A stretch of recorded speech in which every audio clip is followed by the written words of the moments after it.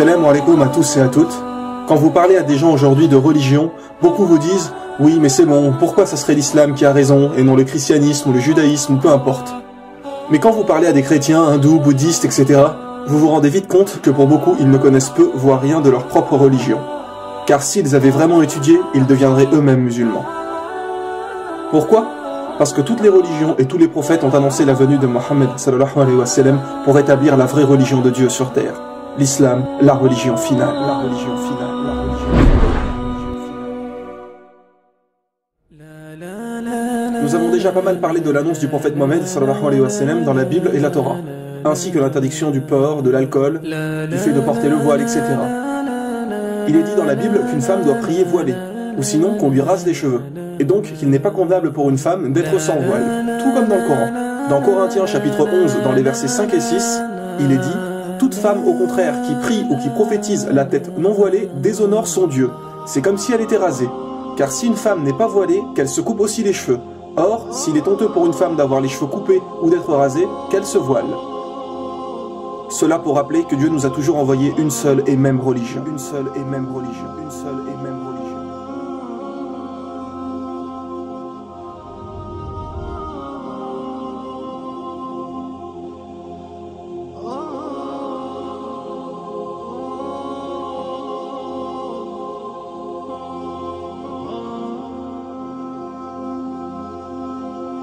Et comme il avait été dit dans la saison 2, pour toutes les grandes religions, elles portent le nom d'un peuple ou de quelqu'un, sauf l'islam.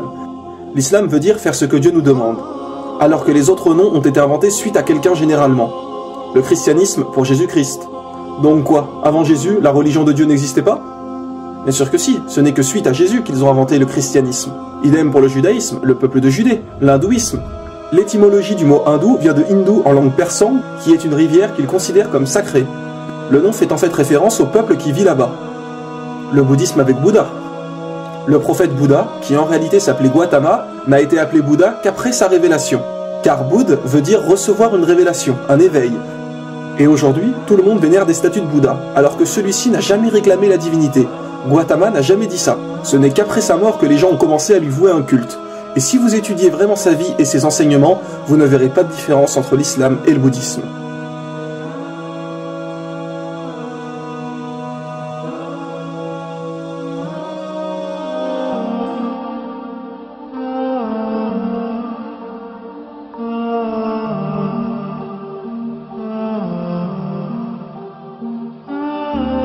Attention, nous ne disons pas que Bouddha était forcément un prophète d'Allah, car aucun verset du Coran ou hadith mentionne son nom comme prophète.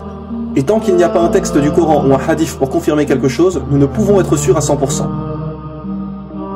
Seulement, nous savons qu'un jour, on a interrogé le prophète Mohammed sallallahu alayhi wa sallam sur le nombre de prophètes, et il a répondu 124 000 prophètes et 315 messagers. Alors maintenant, quelle est la différence entre un prophète et un messager ? Un prophète est quelqu'un qui a reçu une révélation, mais qui n'a pas forcément transmis un message. Par exemple, Mohammed sallallahu alayhi wa sallam était un prophète et messager, puisqu'il a reçu une révélation et nous a également transmis le Coran. Idem pour Moïse, qui nous a donné la Torah. Mais un prophète n'est pas forcément un messager. Dieu peut simplement lui parler et lui donner des commandements, sans lui donner un livre à transmettre à son peuple. Mais Allah a dit dans le Coran, à chaque communauté un prophète.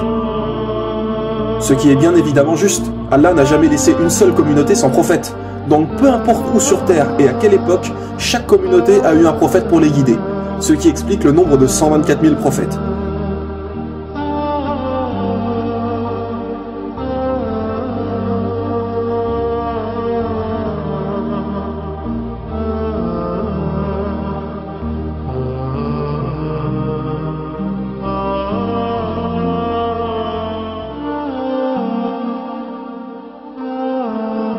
Donc, il est tout à fait possible que Bouddha était un prophète. Dans les livres hindous, il est également dit qu'il n'y a qu'un Dieu unique. Il est même dit dans leur livre sacré Svetasvatara, Upanishad, chapitre 4, verset 19, et également dans le Yajurved, chapitre 32, verset 3, Natasya Pratima Asti, qui veut dire « Pour Dieu, il n'y a pas de Pratima ». Pratima signifie image, représentation, idole, etc. Donc pour Dieu, il n'y a pas de représentation, d'idole, d'image, de statue, de photo ou peu importe. On ne représente pas Dieu. Ce n'est encore une fois que des inventions des humains de prier devant les statues et de vénérer des idoles, comme pour Jésus. Il est dit dans la Bible, Exode chapitre 20, versets 3 à 5, « Tu n'auras pas d'autre Dieu devant ma face, Tu ne feras point d'image taillée, ni de représentation quelconque des choses qui sont en haut dans les cieux, qui sont en bas sur la terre, et qui sont dans les eaux plus bas que la terre.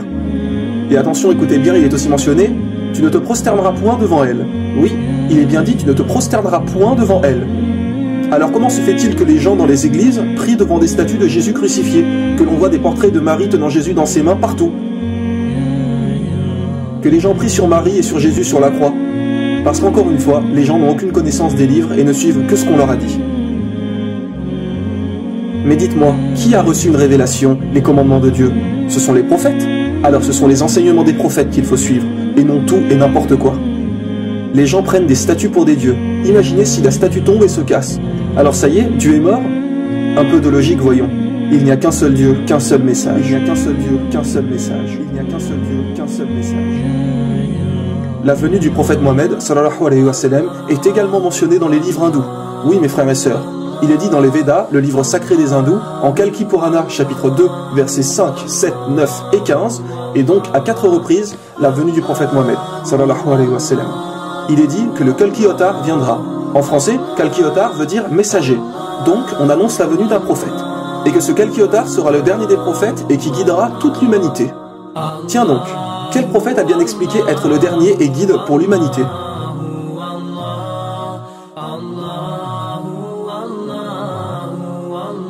Il est dit que le nom du père de ce prophète serait Vishnuash, qui veut dire serviteur de Dieu.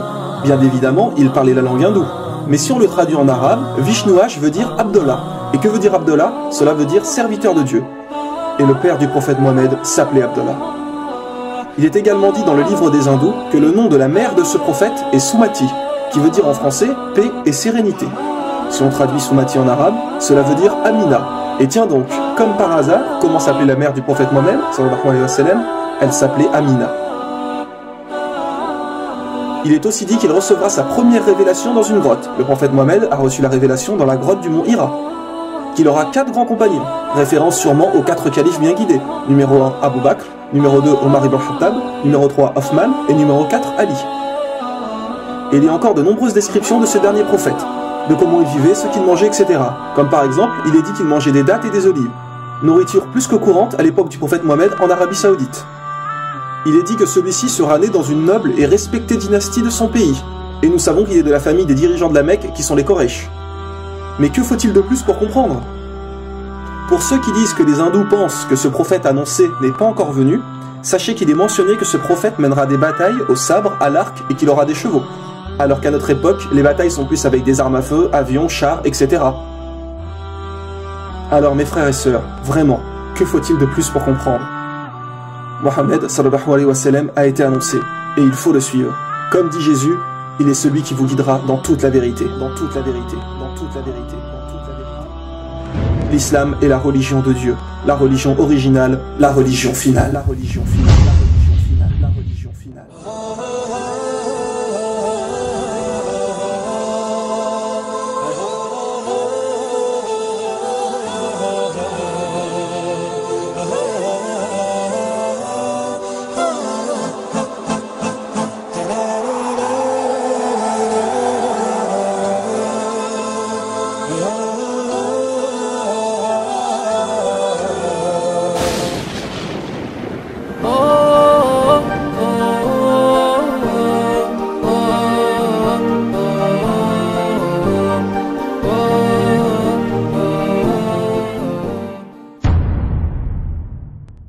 Yeah.